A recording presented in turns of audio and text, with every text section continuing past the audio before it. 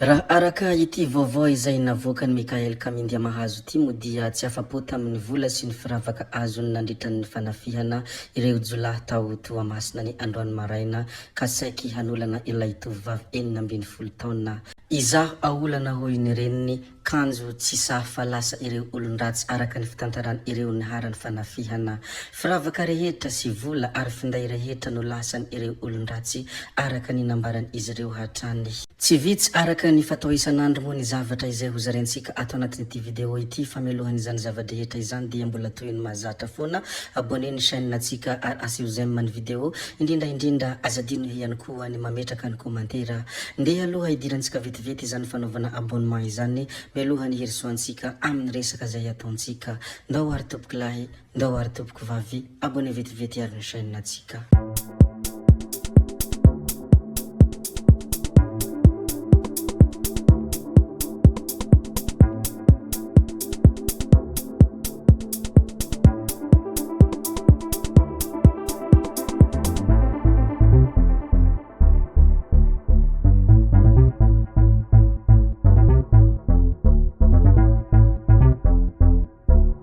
Ndeha ary hozarentsika ny fanehoan-kevitra izay nataony Andriamatoa Rivo Rakotovao nandritra ny fivahinianany tao anatin'ny fandaharana Solanga. Kolokolo ny fangatahana 3e mandat hoy Rivo Rakotovao. Nilaza moa ity Andriamatoa ity ny hoe nampitenenina ilay deputy nangataka 3e mandat tany Fianaratsoa farany teo. Kolokolo izany rehefa mbola te hirotsaka ny filohan-kehitriny dia tokony izy no miteny fa tsy mampiteny. Rehefa tapitra ny mandat dia tapitra, tsy fanaran-dalàna ny ankoatran'izay.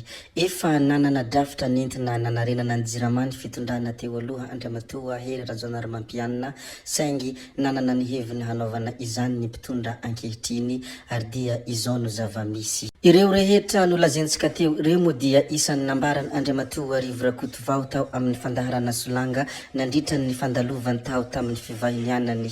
Rehefa avy nilaza ny fanehoan-kevitra izay nataony Andriamatoa Rivo Rakotovao iny moa isika dia ndeha indray isika hilaza ny mikasika ny Bazy Toliara. Izy ity moa dia vaovao izay navoaka ny radio televiziona sy teny misaotra Andriamatoa Filoha fa mifamono ny samy mpihavana. Nosambory ny mpitandro ny filaminana ny maraina teo ireo lohandohan'ny mpanohitra ao amin'ny fikambanana Mazoto ny androany maraina tokony ho tamin'ny 3 ora.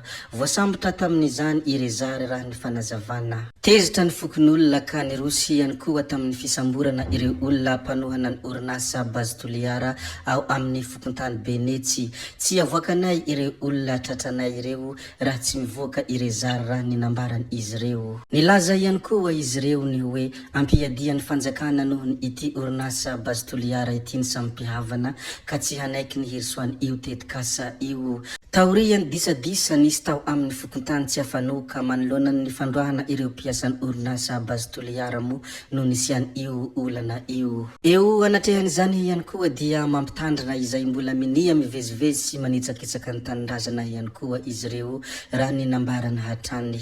Eo anatrehany izany zavadrehetra izany moa dia mangataka ny hamitsorana anio naman'izy ireo io tsy misy hatakandro ny mponina ao Benetsy raha hikatsaka ny filaminana ny fanjakana.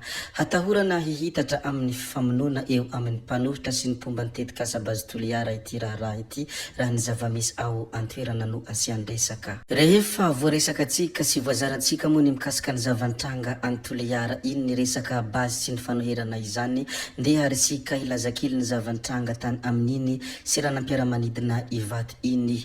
Teratany Tailandais nahitratrarana vato sarobidy tany anatin'ny lavaky ny fitombenany. Teratany Tailandais saika hanondrana vato menina 420 isa izay milanja 720 faingo 3 grama antsokosoko no nisamborany mpitandro ny filaminana avy amin'ny ANF na autorité antifraude ny androny iny zoma 12 Jolay 2024 iny teny amin'ny siranam-piaramanidina Ivato. Saika hiondrana tamin'ny sidina ete 850 ny hazo any Addis Abeba mifandraika amin'ny sidina makany Bangkok izy no izao tratra izao. Nandritra ny fanaraha-maso tamin'ny Bodiscan no nahafantarana fa misy zavatra tao anatin'ny lavaky ny fitombenany. Niaiky ny tenany fa nitelina vato sarobidy taorian'ny nitondrana azy teny amin'ny hôpitaly ny miaramila. Efa nogiazana eny anivon'ny fadintsiranana ireo vato sarobidy ireo. Mitohy anio 12 Jolay ny fanadahadiana ataon'ny ekipan'ny polisy ny harena ankibony tany amin'ny alalan'ny fakana ambavany ity teratany vahiny voasambotra ity izay voatazona vonjomaika eo anivon'ny sampandrara misahana ny fampitam-baovao sy ny fanadahadiana ao amin'ny fadin-tseranana etsy Antanimena. Ny manaraka izay ho resantsika ihany koa dia resaka mpitsoaponenana alefa atsy Soudan du Sud ny mpitsoaponenana tsy tian'ny Etazonia. Navelan'ny fitsarana tampony Amerikanina handefa ny mpitsoaponenana izay tiany hiala any Etazonia amin'ny izay firenena manaiky mandray azy ireny ny fitondran'ny Donald Trump. Etsy ankilan'izany moa dia mpitsoaponenana izay nanao eloka bevava tany Etazonia miisa 8 avy any Cuba, Laos, Vietnam manona alefa any Soudan du Sud izay firenena anatin'ny ady an-trano. Rehefa nanontanian'ny mpanao gazety ny lehiben'ny fitantanana ny fifindramonina any Etazonia ny amin'izay ny afarany ireto mpitsoaponenana ireto dia namaly izy ny hoe tsy fantako izany, zava-dehibe ho izy rehefa tsy eto Etazonia intsony ry zareo ka izay ny tena zava-dehibe indrindra amiko. Ny resadresaka ny mikasika ny zava-misy tany ivelany moa isika teo dia andeha ary isika ilaza ndray ny mikasika ny trangana tsy fandriam-pahalemana. Izy ty moa dia zava-misy ao Antananarivo renivohitra fanafihana izay nitranga tao Mahamasina Ankadilalana. Mpivarotra anankiray izay mpanao casse-point no notafihiny Jolay 2 amin'ny tondra basy ny androany maraina lasa teo no nisehoany izany fanafihana izany. Raha araka ny vaovao mikasika an'ity fanafihana ity moa dia lasany ireo olon-dratsy ny vola 520 tapitrisa ariary.